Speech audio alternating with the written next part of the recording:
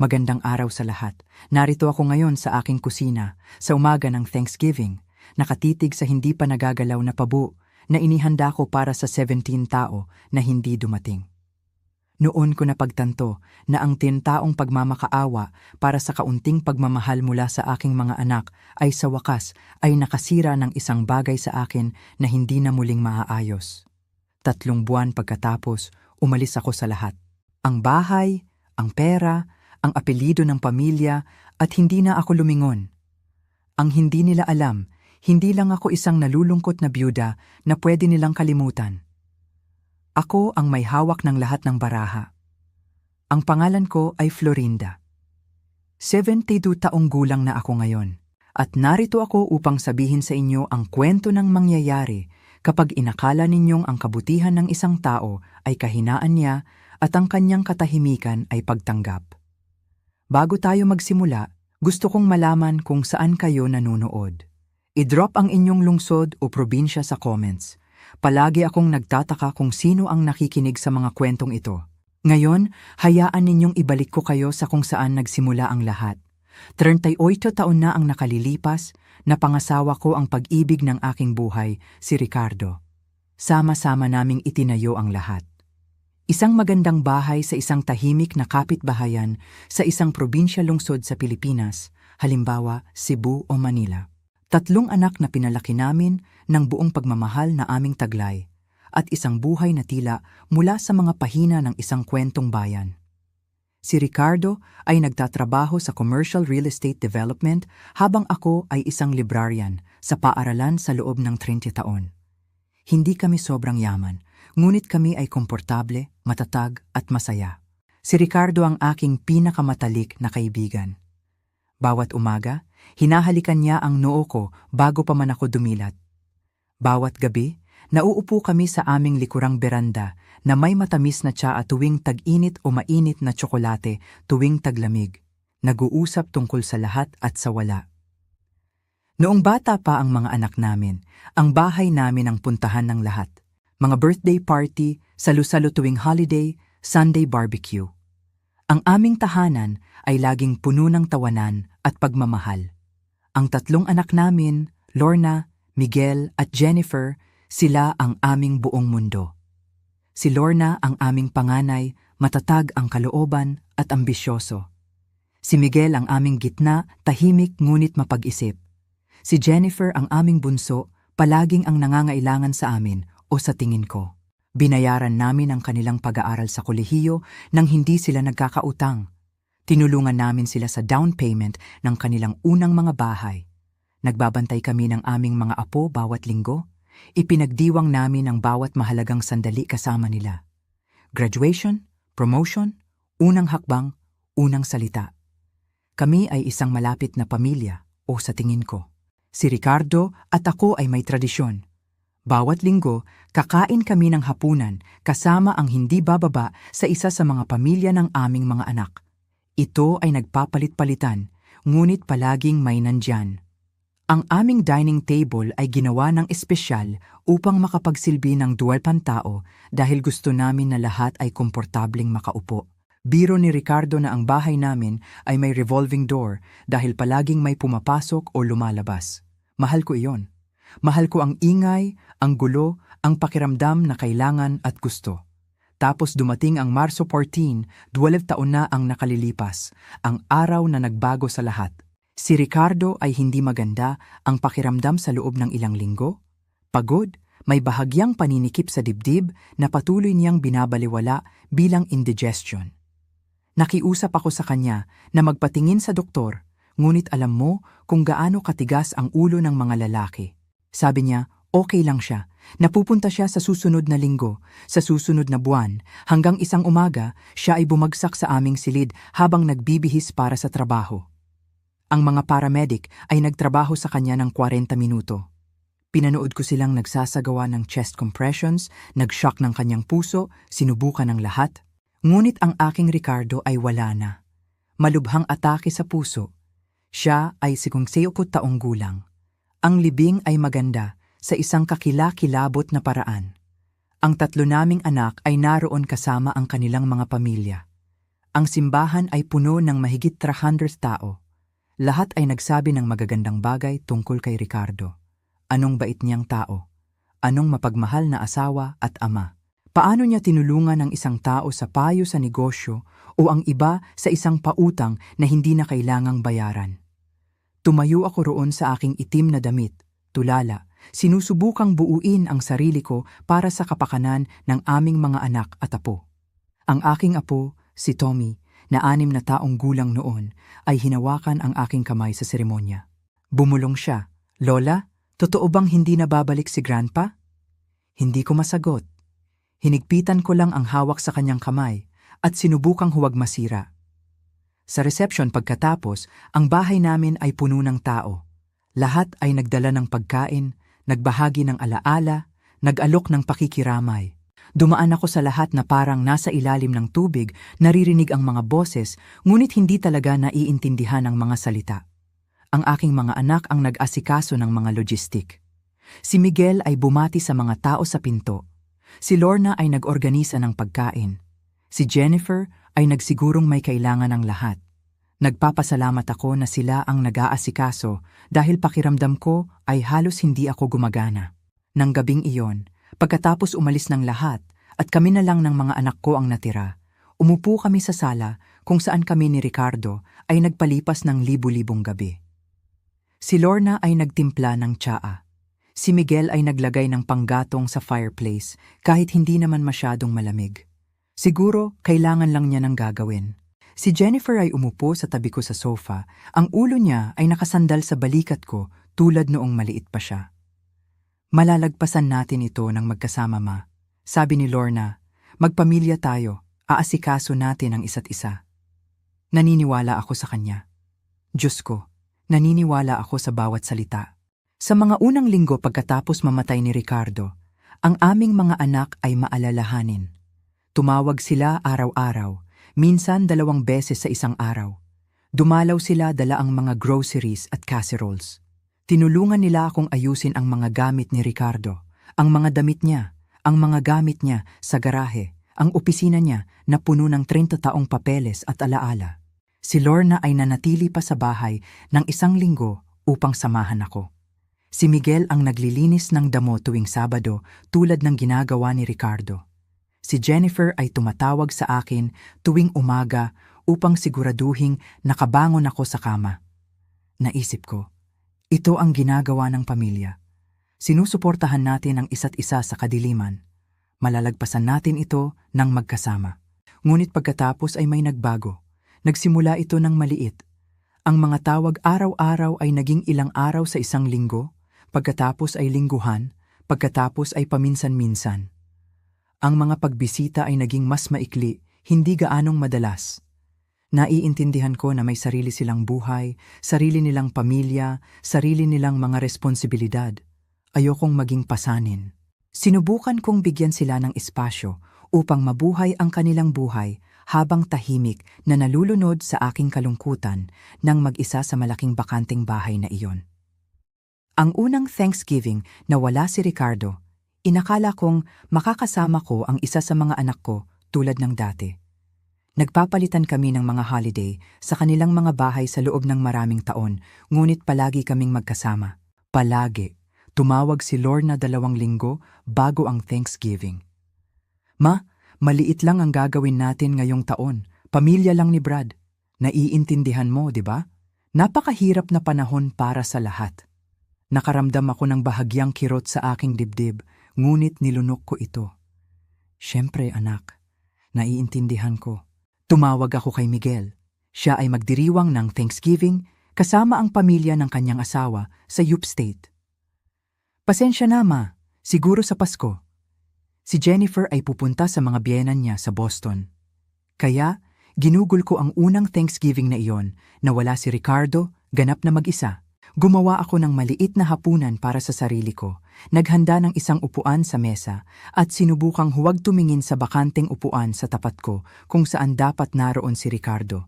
Sabi ko sa sarili ko, isa lang itong holiday, babalik sa normal ang lahat. Dumating ang Pasko. Sa pagkakataong ito, mas maaga akong nagtanong. Nag-alok akong mag-host tulad ng dati, Magluto ng prime rib na dating ginagawa namin ni Ricardo. Maglagay ng Christmas tree at gawing masaya ang bahay tulad ng dati. Ngunit sinabi ni Lorna na gagawin nila ang Christmas morning kasama lang ang mga magulang ni Brad. Si Miguel ay magdadala ng kanyang pamilya sa Disney World. Sinabi ni Jennifer na susubukan niyang dumalaw saglit sa bisperas ng Pasko, ngunit hindi siya dumating. Umupo ako sa aking sala sa umaga ng Pasko, napapaligiran ng mga nakabalot na regalo para sa aking mga anak at apo na walang dumating na kumuha. Ang mga ilaw sa puno ay kumikislap sa katahimikan. Doon ko nagsimulang mapagtanto na hindi ito pansamantala. Sa ikalawang taon, sinubukan ko ulit. Tumawag ako ng mas maaga, nag-alok na ako na lang ang bibiyahe papunta sa kanila, nagmungkahi na maaari tayong kumain ng maliit na hapunan sa isang restaurant kung masyadong mahirap ang mag-host. Palaging may dahilan, palaging may palusot, busy sila. Nagbabago ang plano. Baka sa susunod. Naalala ko ang kaarawan ni Miguel nung taon na yon. Nagmaneho ako ng 2 oras papunta sa bahay niya, dala ang isang homemade chocolate cake. Ang paborito niya na ginagawa ko na mula noong siya ay 5 taong gulang. Tumawag ako ng mas maaga upang masiguro na siya ay nasa bahay. Nang dumating ako, puno ng mga kotse ang bahay.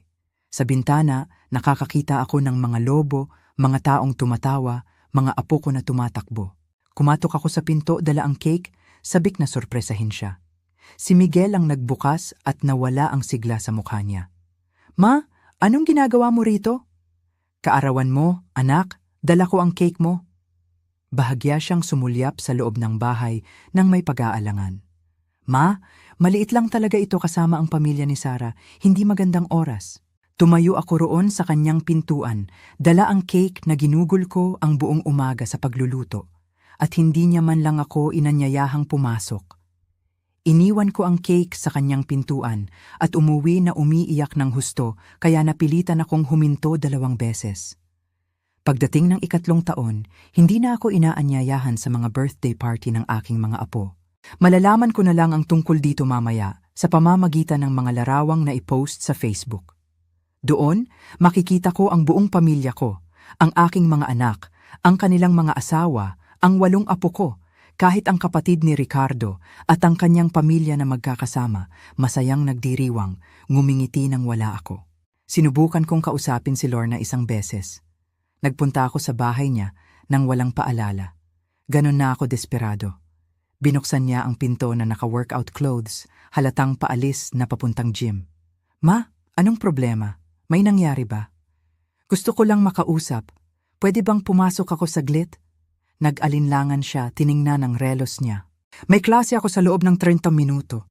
Pwede bang mamaya na lang o pwede nating pag-usapan sa telepono mamaya?" "Lorna, hindi na kita nakikita. Hindi ko nakikita kahit isa sa inyo. Hindi ko maintindihan kung ano ang nangyari. May nagawa ba akong mali?" Agad siyang naging depensibo. "Ma, nag-o-overreact ka lang. Busy lang kaming lahat. Alam mo naman kung paano kapag may mga anak at trabaho at lahat. Makakahanap tayo ng oras soon, pangako." "Sinabi mo iyan 6 na buwan na ang nakalipas at 6 na buwan bago iyon." "Well, baka kung hindi ka laging negatibo, mas gusto naming dumalaw. Palagi mo kaming pinaparamdam na nagkakasala. Masakit iyon. Hindi ko sinusubukang magparamdam ng pagkakasala sa sinuman. Sinusubukan ko lang mabuhay sa buhay ng aking mga anak. Ngunit humingi pa rin ako ng paumanhin. Aktwal akong humingi ng tawad dahil gusto kong makita ang aking sariling anak na babae. Ngunit ang soon ay hindi dumating. Gayunpaman, nagpatuloy ako sa pagsubok. Diyos ko, nagpatuloy ako sa pagsubok. Bawat holiday, bawat kaarawan, bawat espesyal na okasyon, nagluluto ako, tumatawag ako, naghihintay ako, naghahanda ako ng kumpletong mga handaang pang-holiday kung sakaling may magpasya na bisitahin ako ng hindi inaasahan. Nauupo ako sa tabi ng telepono tuwing linggo ng hapon, iniisip na baka ito na ang linggo na tatawag ang isa sa kanila para lang kumustahin ako. Taon 4, nabali ang aking pulso dahil sa pagkadulas sa yelo sa aking driveway. Tinawagan ko si Lorna mula sa emergency room. Sinabi niyang susubukan niyang dumalaw mamaya para tingnan ako. Hindi siya dumating. Nakarating ako mag-isa. Pamimili ng grocery gamit ang isang kamay. Nahihirapang isara ang sarili kong damit. Natutulog nang nakaupo dahil hindi ako makakomportable. Walang isa sa aking mga anak ang dumating upang tulungan ang kanilang 70 taong gulang na ina na may bali na pulso. Taon 5, ang apo kong si Emma ay natanggap sa Yale, ang aking alma mater. Nalaman ko ito sa Facebook. Taon 6, nakakita ako ng bukol sa aking dibdib. Natakot ako. Kailangan kong dumaan sa mammogram, biopsy, ang masakit na paghihintay para sa resulta, ganap na mag-isa. Sa kabutihang palad, ito ay benign. Ngunit hindi ko malilimutan ang pagupo sa opisina ng doktor na iyon. Naghihintay malaman kung may cancer ako nang walang sino mang hahawak sa aking kamay, walang sino mang tatawagan pagkatapos. Hindi man lang alam ng mga anak ko na nangyari ito. Alam mo ba kung ano ang pakiramdam ng maghanda ng mesa para sa iyong pamilya at kumain ng mag-isa? Bumili ng mga regalo sa Pasko na nananatiling nakabalot sa iyong aparador dahil walang pagbibigyan? Malaman ang tungkol sa graduation ng iyong apo sa high school sa pamamagitan ng kapitbahay na nakakita ng anunsyo sa lokal na pahayagan? Nagsimula akong makipag-usap sa larawan ni Ricardo. Sinasabi ko sa kanya ang tungkol sa aking araw. Tinatanong siya kung ano ang dapat kong gawin, humihingi ng tawad dahil hindi ko napapanatili ang aming pamilya. Minsan nauupo ako sa aparador niya kung saan nakasabit pa ang ilang damit niya, nilalanghap ang nalalabing pabango niya, nagpapanggap na naroon pa siya. Namamatay ako sa loob ng bahay na iyon, dahan-dahan, tahimik at walang nakapansin o nag-alala. Taon 4, taon 5, taon 6. Ang pattern ay hindi nagbago. Kung mayroon man, ito ay lumala. Ang mga tawag sa telepono ay naging sapilitang pagkumusta sa aking kaarawan at araw ng mga ina. Maikli, awkward na mga pag-uusap kung saan naririnig ko ang ginhawa sa kanilang mga boses kapag maaari na silang mag-hang up. Ang mga pagbisita ay ganap na tumigil. Sinubukan kong umintindi. Talaga, baka masyado akong malungkot para sa kanila. Baka masyado ko silang naalala sa kanilang ama. Baka kailangan nilang lumayo para gumaling. Gumawa ako ng bawat dahilan para sa kanila sa aking isipan. Naniwala ako na kailangan kong maging matiyaga na ang pamilya ay pamilya at darating din sila sa tamang oras. Ngunit 10 taon ng mga holiday ng mag-isa. 10 taon ng mga tawag na hindi nasagot. 10 taon ng pagiging nakalimutan, binabaliwala, binubura mula sa pamilya na ibinigay ko ang lahat upang itayo. Naging invisible ako. Ito ang dahilan kung bakit ako nasira. Ang huling bagay na ganap na sumira sa anumang pag-asa na aking pinanghahawakan. Taon 10, Thanksgiving.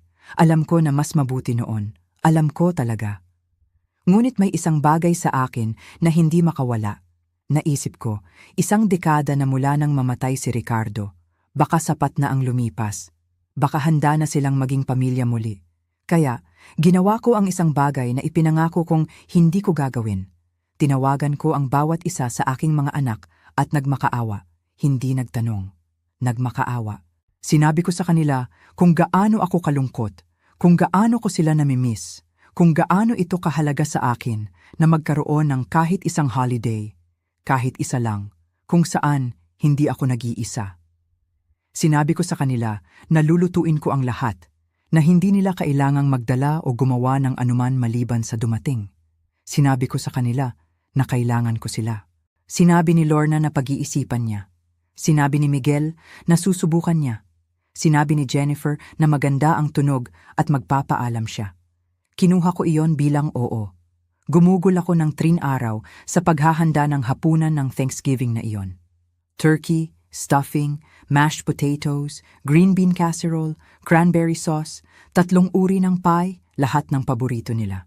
Naghanda ako ng mesa para sa 17 tao. Bumili ako ng bagong mantel, mga sariwang bulaklak, magagandang napkin.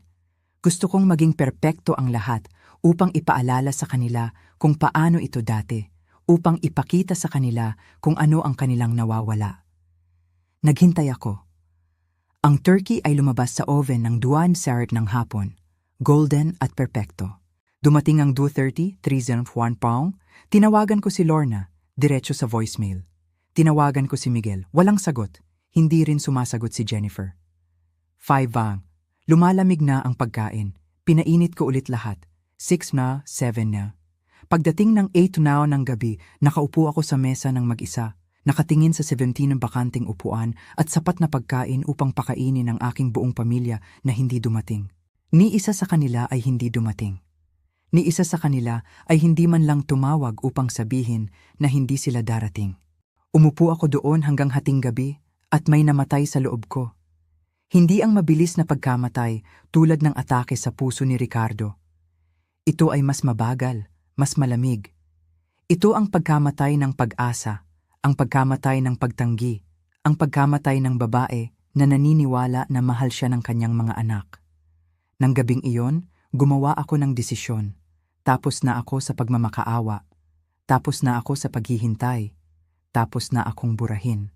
Kung gusto nilang kumilos na parang hindi ako umiiral, gagawin ko itong totoo. Makikita mo, may isang bagay na hindi alam ng aking mga anak. Isang bagay na hindi namin sinabi ni Ricardo sa kanila dahil hindi namin gusto silang tingnan kami ng iba o tratuhin kami na parang isang bank account. Ang negosyo ng real estate ng Ricardo ay naging mas matagumpay kaysa sa inaakala ng sinuman. Namuhay kami ng simple. Hindi kami naniniwala sa marangyang pagpapakita ng yaman.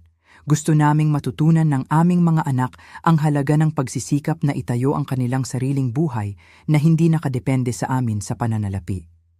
Ngunit mayroon kaming pera, malaking pera, mga pamumuhunan, ari-arian, mga account na hindi nila alam. Ang bahay kung saan sila lumaki, ito ay nabayaran na dekada na ang nakalilipas at tumaas ng 3 beses ang halaga. Ang life insurance policy ni Ricardo ay malaki. Ang kanyang mga retirement account at pamumuhunan ay mas malaki pa. At ito ang bagay, ako ang namamahala sa lahat ng iyon mula nang mamatay si Ricardo. Tiniyak ko na ang mga ari-arian ay nanatiling kumikita. Lumago ang mga pamumuhunan. Maayos na nahawak ang pera. Tahimik ko ring tinulungan ang aking mga anak nang higit pa sa kanilang napagtanto. Ang tuition ng anak ni Miguel sa pribadong paaralan na hindi niya kayang bayaran. Nagbabayad ako ng kalahati nito sa pamamagitan ng isang anonymous scholarship. Ang negosyo ng asawa ni Jennifer na nangangailangan ng kapital upang lumawak. Ako ay isa sa kanyang mga silent investor. Ang bayad sa mortgage ni Lorna noong nawalan siya ng trabaho, 2 taon na ang nakalilipas. Binayaran ko ang 3 buwan nito sa pamamagitan ng isang tseke na inakala niyang galing sa dating kumpanya ng kanyang ama. Hindi nila alam at hindi nila kailanman tinanong kung saan ako kumuha ng pera upang tulungan sila. Kinuha lang nila ito at nagpatuloy sa kanilang buhay, gayunpaman ay wala pa ring oras para sa isang tawag o pagbisita. Lunes pagkatapos ng mapangwasak na Thanksgiving na yon, pumasok ako sa opisina ng aking abogado. Si Gerald ay naging abogado at kaibigan ni Ricardo sa loob ng 30 taon. Gerald, kailangan kong gumawa ng ilang pagbabago, sabi ko ng mahinahon. Malalaking pagbabago. Sa loob ng susunod na 3 buwan, sistematikong binuwag ko ang buhay na itinayo ko sa Connecticut.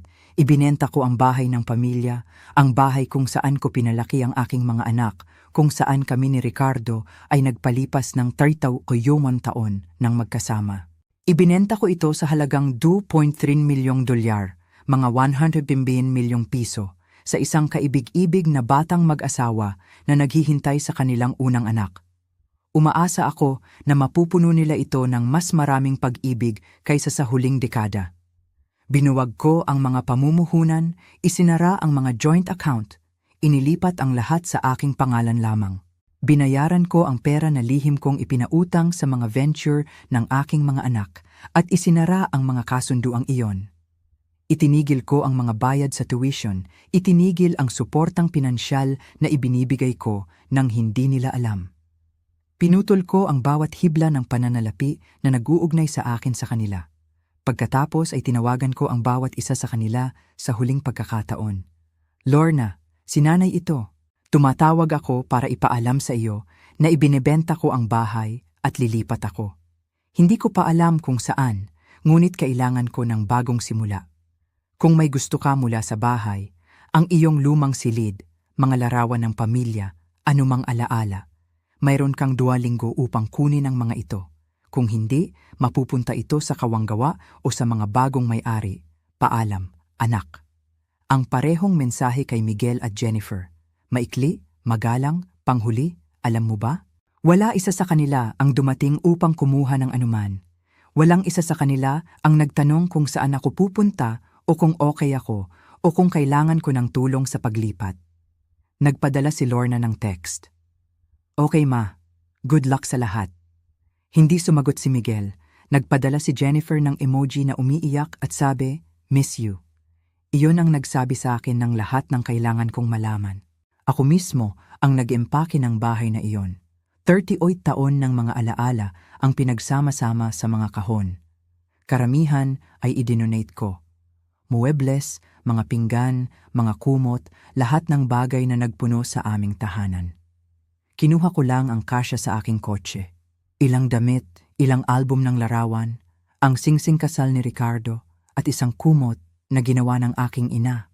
Lahat ng iba pa, ang mga china na ginamit namin sa bawat holiday, ang mga muebles na pinili namin ng magkasama, ang mga lumang laruan ng mga bata na tinago ko sa attic, binitawan ko. Ang pinakamahirap ay ang woodworking shop ni Ricardo sa garahe. Gumawa siya ng mga duyan para sa lahat ng apo sa loob doon, mga picture frame, isang magandang hope chest para sa kasal ni Jennifer. Tumayo ako sa workshop na iyon ng isang oras, pinapalibot ang aking mga kamay sa kanyang mga kasangkapan, nilalanghap ang amoy ng sawdust, umiiyak hanggang wala na akong maiiyak. Pagkatapos ay idinonate ko lahat sa isang vocational school. Kahit papaano ay may gagamit ng mga kasangkapan na yon upang lumikha ng isang bagay. Sa Marso, halos eksaktong 11 na taon matapos mamatay si Ricardo, nawala na ako. Kinuha ko ang pera ko, bumili ng maliit ngunit magandang kondo sa Charleston, South Carolina, kung saan walang nakakakilala sa akin at maaari akong magsimula muli. Pinili ko ang Charleston dahil kami ni Ricardo ay nag-honeymoon doon. Gusto ko sa isang lugar na may magagandang alaala kung saan maaari akong bumuo ng mga bago nang walang bigat ng lahat ng pagtangging iyon. Binago ko ang aking numero ng telepono. Hindi ako nag-iwan ng forwarding address. Nagbukas ako ng mga bagong bank account, nag-set up ng bagong buhay at nawala ako. Sa unang umaga, nagising ako sa Charleston. Naupo ako sa aking balkonahe na may kape at pinanood ang pagsikat ng araw sa ibabaw ng daungan. Hindi ko tiningnan ang aking telepono na umaasang may tatawag. Hindi ko pinlano ang aking araw batay sa pagiging available kung sakaling may mangailangan sa akin. Hindi ko naramdaman ang patuloy na sakit ng paghihintay sa mga taong hindi darating. Sa unang pagkakataon sa loob ng 11 taon, naramdaman kong malaya ako. Hindi na ako naghihintay ng mga tawag na hindi darating. Hindi na ako nagluluto para sa mga taong hindi darating. Hindi ko na sinasakal ang sarili ko sa pag-asa na bigla na lang maalala ng aking mga anak na ako ay umiiral. Gumawa ako ng mga bagong kaibigan. Sumali ako sa isang book club. Nag-volunteer ako sa isang lokal na animal shelter. Kumuha ako ng art class at natuklasan kong talagang gusto ko ang pagpipinta. Naglakbay ako. Pumunta ako sa Italy, sa Ireland, sa mga lugar na pinag-usapan namin ni Ricardo na puntahan ngunit hindi namin nagawa. Nabuhay ako sa aking sariling mga tuntunin at ginawa ko ito ng walang bigat ng pagtanggi na dumadagdag sa akin araw-araw. Lumipas ang 1 taon, pagkatapos ay nakatanggap ako ng sulat. Dumating ito sa aking lumang address at naipasa sa pamamagitan ng aking abogado, ang tanging taong nakakaalam kung nasaan ako. Ito ay mula kay Lorna. Ma, kailangan nating mag-usap, urgent. Pakiusap, tawagan mo ako agad. Hindi ako tumawag. 3 araw pagkatapos, isa pang sulat. Pagkatapos ay isang email sa aking lumang email address na bihirang kong binuksan. Pagkatapos ay tumawag si Gerald. Florinda, sinusubukan kang kontakin ng anak mo. Mukhang balisa siya. Nagtatanong siya tungkol sa estate ni Ricardo, tungkol sa mga asset mo, tungkol sa pagbebenta ng bahay. Sinabi ko sa kanya na hindi ko maaaring talakayin ang iyong mga pribadong usapin nang walang pahintulot mo. Naging mapilit siya. Ano ang gusto niya, Gerald?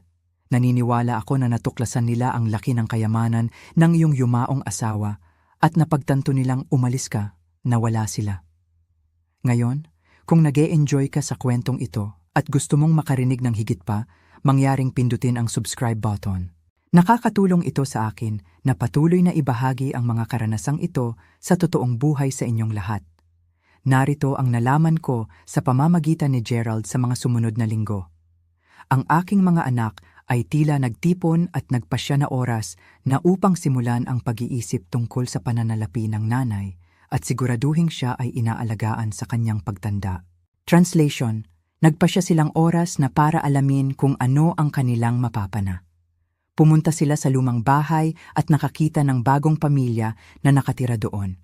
Sinubukan nilang i-access ang mga account sa lumang bangko ko at natuklasan na lahat ay naisara o nailipat. Nakipag-ugnayan sila sa mga dating business partner ni Ricardo at nalaman na naibenta ko ang kanyang mga huling ari-arian at pamumuhunan. Pinagtagpi-tagpi nila na mas marami pa palang pera kaysa sa inaakala nila at kinuha ko lahat at naglaho. Dumating si Miguel sa opisina ni Gerald na hinihingi ang impormasyon kung nasaan ako. Kumuha si Lorna ng pribadong investigador upang subukang hanapin ako. Nagpadala si Jennifer ng mahabang email sa akin tungkol sa pag-aalala nila, pagmamahal nila, pangangailangan nilang matiyak na hindi ako inaabuso ng mga scammer o gumagawa ng maling desisyon sa aking kalungkutan. Ang aking kalungkutan. Pagkatapos ng 11 taon, pagkatapos ng 10 taon ng mga holiday ng mag-isa, pagkatapos ng isang dekada ng pagiging nakalimutan, ngayon ay nag-aalala sila tungkol sa aking kalungkutan. Tinatanong ako ni Gerald kung ano ang gusto kong gawin. Ipasa sa kanila ang aking bagong email address, sabi ko. Tingnan natin kung ano talaga ang gusto nila. Naglipa na ang mga email. Ang 3 sa kanila ay biglang naging maaalalahanin, mapagmahal, desperadong kumonekta muli. Ma, sinusubukan naming kontakin ka. Bakit ka umalis nang hindi sinasabi sa amin kung saan ka pupunta? Labis kaming nag-aalala. Lorna: Ma, ito ay kabaliwan. Hindi ka basta-basta pwedeng mawala. Tayo ay pamilya. Kailangan naming malaman na ligtas ka. Tawagan mo ako pakiusap. Miguel: Ma, namimiss kita ng sobra. Pwede ba tayong mag-usap? Hindi ko maintindihan kung bakit ka umalis. Umuwi ka na. Ayusin natin ito. Jennifer: Pinagmasdan ko ang mga email na iyon ng 1 linggo bago ako sumagot. Gusto kong maging malinaw ang isip, hindi emosyonal. Gusto kong sabihin ang eksaktong kailangang sabihin.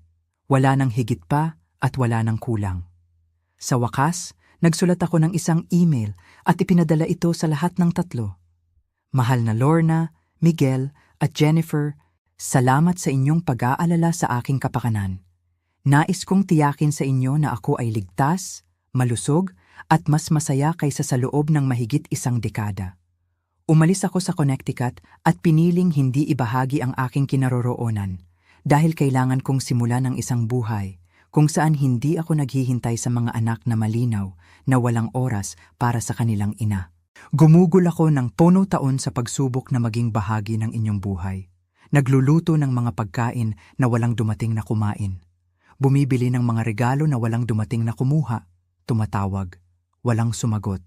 Napanood ko ang aking mga apo na lumaki sa pamamagitan ng mga larawan sa Facebook dahil hindi ako inimbitahan na naroon mismo. Pagkatapos mamatay ng inyong ama, kailangan ko kayo at wala kayo roon. Sa loob ng 11 taon, nalungkot ako ng mag-isa habang kayo ay nagpapatuloy sa inyong buhay. Naiintindihan ko na kayo rin ay nasasaktan, na kayo ay may sariling kalungkutan at sariling buhay na dapat pamuhayan. Ngunit mayroon kayong isa't isa. Mayroon kayong mga asawa, mga anak, mga kapatid. Wala akong sino man. Kaya, oo, ibinenta ko ang bahay. Oo, kinuha ko ang pera. Ang pera ko na pinaghirapan at pinagsama naming itinatag ng inyong ama. Oo, nagsimula akong muli sa isang bagong lugar kung saan hindi ako binibigyan ng kahulugan bilang ang inang nakalimutan ninyo.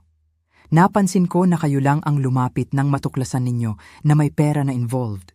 Sa loob ng kumos taon, hindi ninyo mahahanap ang oras para sa isang holiday dinner o isang tawag sa telepono.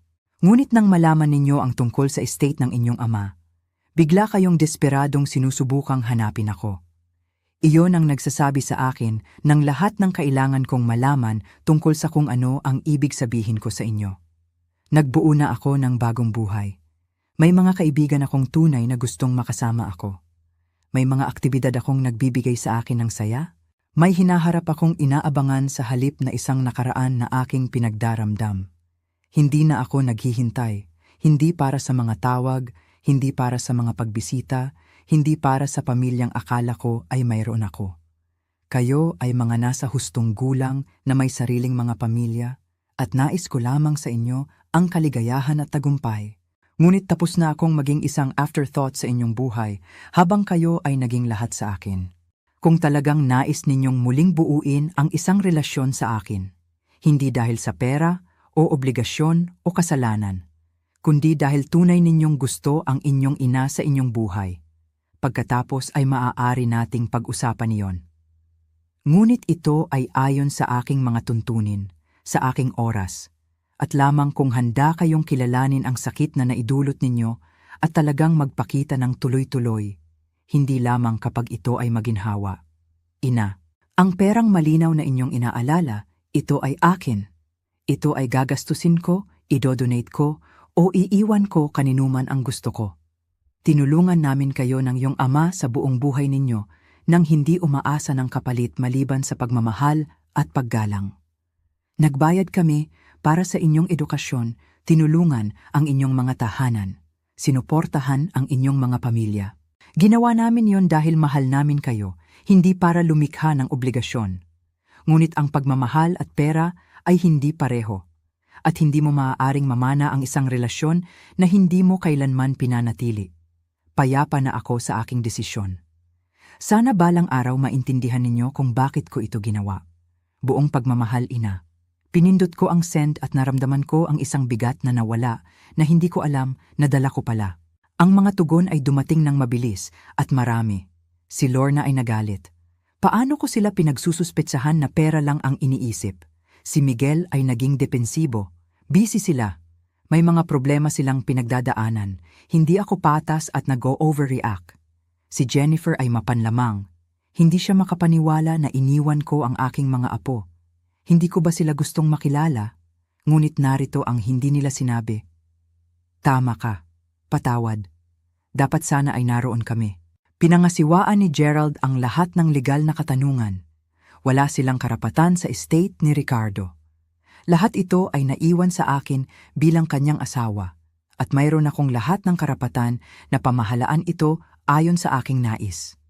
Kumuha sila ng abogado na nagpadala ng ilang mga banta tungkol sa financial abuse ng mga matatanda at undue influence. Ngunit mabilis na bumagsak ang mga iyon nang magbigay si Gerald ng dokumentasyon na nagpapakita na ako ay may malusog na pag-iisip, mahusay na namamahala sa aking mga gawain at ako ang namamahala sa lahat ng pananalapi mula nang mamatay si Ricardo. Ang totoo, hindi nila masasabing inaalisan ako ng pagkakataon nang ako ang gumagawa ng matalinong mga desisyon sa pananalapi sa loob ng mahigit isang dekada. Ang pera ay hindi nawala, ito ay naging hindi na lang sila makakakuha. Pagkatapos ng sagi na buwan ng legal na pagpapanggap at galit na mga email, sa wakas ay naging tahimik na ang lahat. Nalaman ko mula kay Gerald na sumuko na sila sa pagsubok na hanapin ako o kontrahin ang anuman. Nagpatuloy na sila. Malamang ay kumbinsido sila na ako ang kontrabida sa kwentong ito, na ako ay isang mapait na matandang babae na hindi makatarungang pinutol sila. At alam mo ba, okay lang ako doon. Hayaan silang sabihin sa kanilang sarili kung anong kwento ang kailangan nilang sabihin. Alam ko ang katotohanan. 72 taong gulang na ako ngayon. 18 buwan na ang nakalipas mula nang umalis ako sa Connecticut at hindi ko ito pinagsisihan kahit isang beses. Hindi isang solong sandali. Gumigising ako sa aking maaraw na kondo na nakatanaw sa daungan, umiinom ng kape sa aking balkonahe, at ginugugol ang aking mga araw kung paano ko gusto. Nakikipag-dinner ako sa mga kaibigan na talagang dumadating. Nagbabantay ako ng mga apo ng aking mga kapitbahay dahil siya ay nagtatrabaho ng huli at nagtitiwala sa akin, isang bagay na hindi kailanman pinayagan ako ng aking sariling mga anak na gawin sa aking mga apo. Nag-donate ako ng malaking bahagi ng estate ni Ricardo sa mga adikain na pareho naming pinaniniwalaan. Mga programa sa literacy, mga ospital ng bata, mga scholarship para sa mga first-generation college student. Ang bahay kung saan ko pinalaki ang aking mga anak. Ang pera mula sa pagbebenta nito ay ginamit upang magtayo ng isang community center sa isang low-income neighborhood.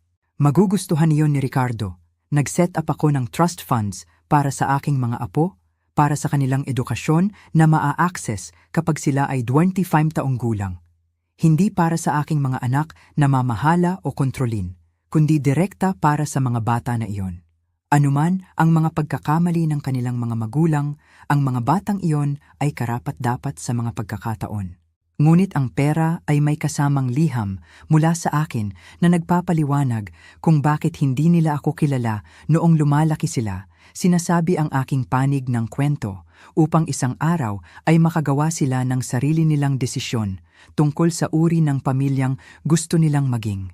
Ang natitira, ginagastos ko ito para sa aking sarili, para sa paglalakbay, para sa mga karanasan, para mabuhay ang buhay na pinangarap namin ni Ricardo ngunit hindi namin nagawang ibahagi. Itinayo ko ang uri ng pagtanda kung saan hindi ako nakadepende sa mga anak na nagpakitang hindi sila mapagkakatiwalaan. Noong nakaraang buwan, sa kung ano sana ang magiging ika-80 kaarawan ni Ricardo, nakatanggap ako ng isa pang email. Ito ay mula kay Jennifer. Ma, nagpapagaling ako. Tinulungan ako ng therapist ko na maintindihan ang ilang mga bagay na hindi ko gustong makita dati. Mali ako. Mali kami.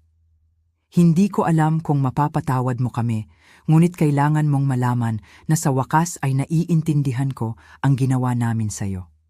Kung handa ka, gusto kong subukang muling buuin ang ating relasyon ng dahan-dahan ayon sa iyong mga tuntunin. Tulad ng sinabi mo, mahal kita. Patawad dahil matagal bago ko ito nasabi ng maayos. Pinagmasdan ko ang email na iyon ng matagal.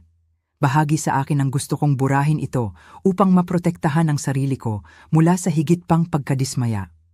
Bahagi sa akin ang nagtataka kung ito ba ay totoo o isa lamang manipulsyon. Ngunit isang maliit na bahagi sa akin, ang bahaging palaging magiging isang ina, gaano man ako nasaktan, ay gustong maniwala na marahil, mahulaan mo lang, isa sa aking mga anak ang sa wakas ay lumaki ng sapat upang makita ang kanilang ginawa.